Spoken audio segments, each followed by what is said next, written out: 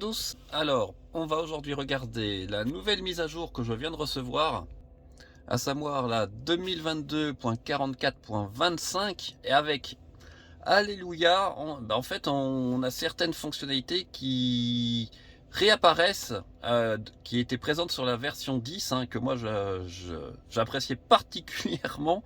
Et j'avais fait une vidéo d'ailleurs il y a longtemps quand on était passé à la version 11 pour dire revenez à la version 10 pour certaines choses. Évidemment, c'est ce onglet en bas qui permet maintenant tout le temps d'avoir à la fois la musique, surtout le trajet actuel est donc et depuis la recharge pour la consommation. Donc moi j'aime ça parce que comme je suis pinailleur, j'adore savoir en temps réel quelle est ma consommation plutôt que d'aller dans le menu énergie, qu'on a toujours ici, qui est très bien, mais là on a accès directement. Et puis moi qui ai eu des problèmes de pneus dernièrement, qui a dû finalement changer mes deux pneus arrière, et ben c'est plus que pratique de voir la pression des pneus en temps réel, si nécessaire, pendant votre trajet. Donc ça franchement c'est super bien. Au niveau de la navigation, alors là aussi pas mal de changements visuels très pratiques.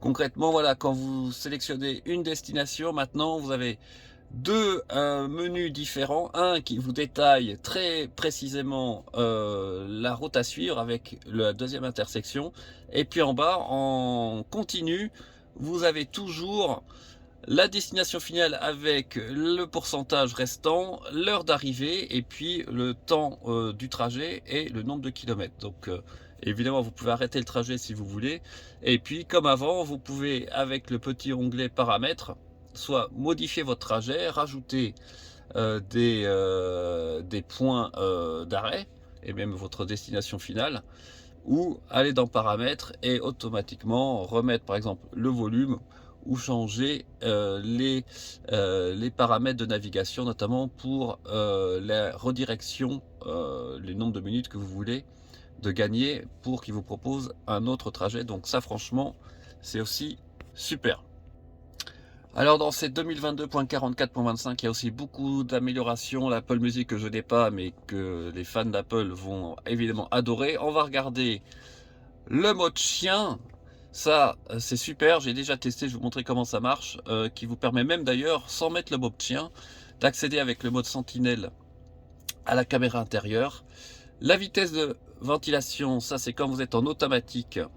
Directement maintenant, vous pouvez avoir 3 niveaux de ventilation plutôt que le numérique de 1 à 7 si je me souviens bien.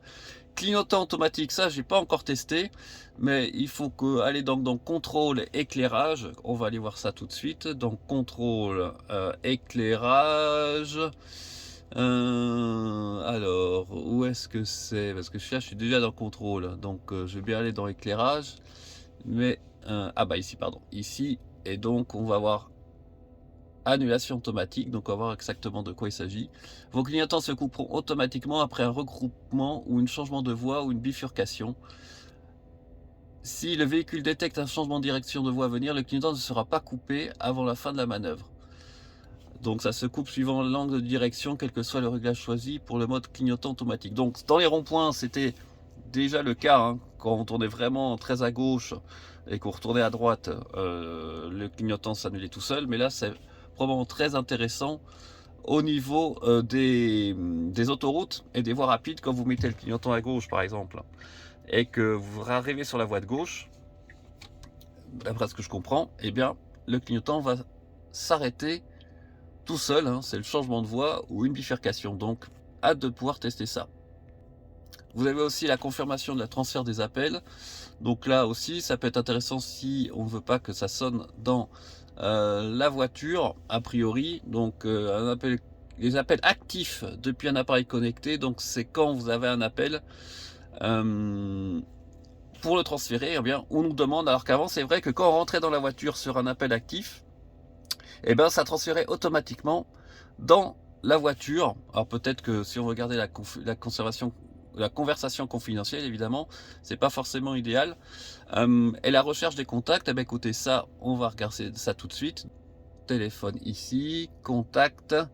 Effectivement, on peut rechercher un nom directement. Donc ça, c'est plutôt bien. Les contrôles multimédia, hein, on vient d'en parler un peu. Donc, ah voilà, en fait, j'avais le petit icône ici, vous avez vu. Donc c'est intéressant. En fait, il ne faut pas balayer vers le haut. Dans mon cas là, il faut appuyer ici. Effectivement, j'ai les raccourcis de musique et puis je retrouve mes deux autres menus qui me manquaient tant. Alors regardez aussi, hein, dans l'application, on peut mettre le P, hein, on peut contrôler le P depuis l'appli. Là, on retrouve la patte d'Elon Musk sûrement. Et puis maintenant, on va plutôt surtout regarder comment fonctionne la caméra intérieure. Donc là, j'ai mis le mode sentinelle. Vous allez voir, je me mets devant la voiture. Là, c'est la caméra avant hein, qui est active. Et pour que la caméra intérieure soit active, soit vous avez le mode sentinelle, mais vous n'avez personne d'assis au niveau du siège conducteur en tout cas, ou alors vous avez quelqu'un qui est dans la voiture, mais vous mettez le mode chien. Et là, vous allez voir, je vais tourner autour de la voiture. On va voir à un certain moment sur le côté, et puis derrière, hein, je vais faire un petit coucou. Vous voyez là, on me voit un petit peu. Et puis là, à partir du moment où j'ouvre la porte, évidemment, les caméras ne fonctionnent plus puisque considère qu'il y a quelqu'un dans la voiture, donc plus besoin d'avoir le mode sentinelle avec les caméras visibles depuis l'application. Alors ce qui est bien aussi, vous voyez hein, que là, pendant la charge, au niveau de l'appli, ça me dit aussi quand la température de la batterie n'est pas à température, donc il y a un préchauffage de la batterie lors de la charge. Et puis là, vous allez voir, je vais ressortir de la voiture, je vais refermer la voiture évidemment, et je vais aller à l'arrière et on va me voir faire coucou. Mais en tout cas, la définition est plutôt impressionnante. Et aussi de nuit, hein, ça marche très bien. Il faudra que je refasse une vidéo pour vous montrer.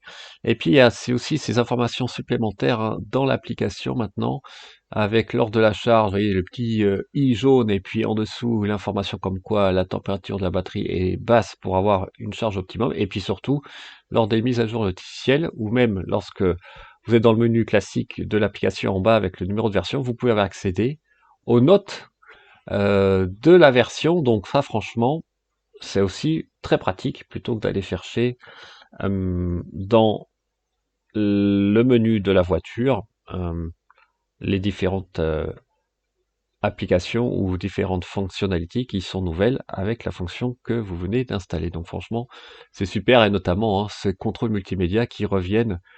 Quelle bonne nouvelle, en tout cas en ce qui me concerne, avoir le maximum d'informations disponibles sur un petit onglet toujours disponible en bas à gauche de l'écran qu'on peut slider, c'est parfait. Sur ce, écoutez, je vous souhaite, j'espère pour vous de très bonnes vacances qui ont peut-être commencé aujourd'hui, et on se dit à très bientôt sur E-Tech Alsace. Ciao.